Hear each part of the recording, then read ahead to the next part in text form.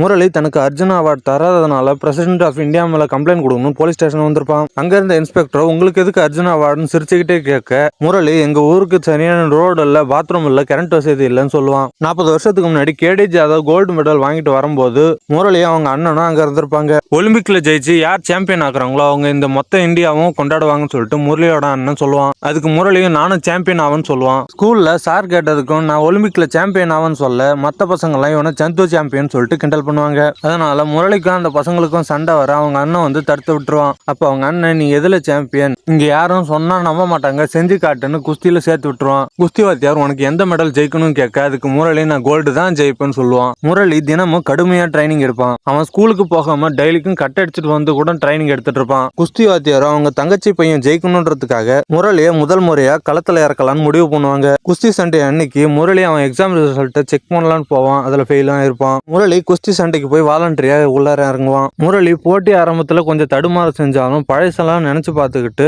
கடைசியில ஜெயிக்கவும் செஞ்சிருவான். அந்த ஊர் பெரிய மனுஷங்க இவன் சூழ்ச்சி பண்ணி தான் ஜெயிச்சிட்டான்னு சொல்லிட்டு சண்டைக்கு வர அவங்க அண்ணன் அங்க வந்து இதுக்கு மேல ஒன்னு இந்த ஊர்ல நிம்மதியா வாழ விட மாட்டானுங்க, இங்க இருந்து ஓடு, முடிஞ்ச அளவுக்கு வேகமா ஓடுன்னு சொல்ல முரளியும் முடிஞ்ச அளவுக்கு வேகமா போய் ஓடுற டைம்ல ஏறிடுவான்.